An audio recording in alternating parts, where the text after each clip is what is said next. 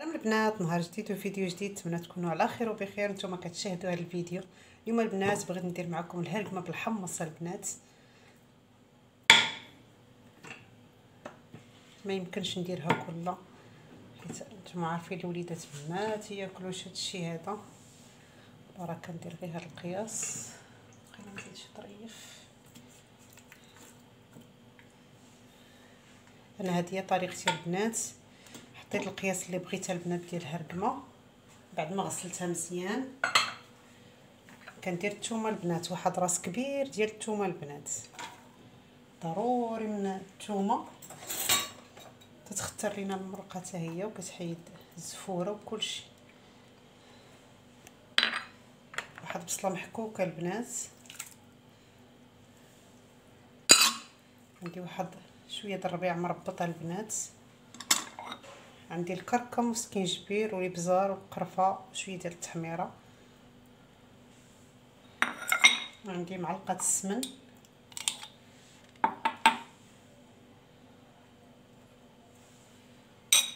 وغادي ندير الزيت البنات.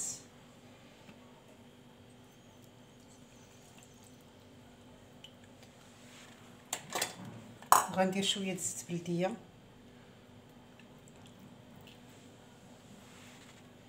ردوا هادشي يتشحر البنات وانا معاكم.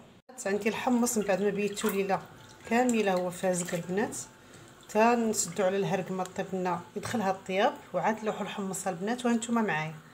دابا من بعد ما تقلات لينا البنات غنمرقها ونسد عليها.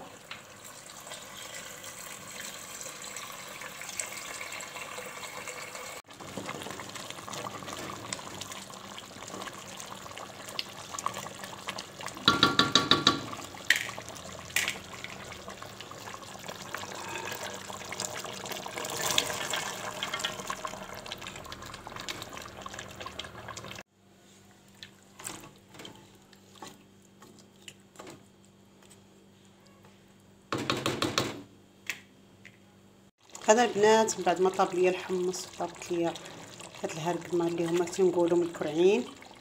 شفتوا البنات هالمريقه، شوفوا المريقه البنات خاطره البنات جديده. نتمنى تجربوا طريقتي البنات.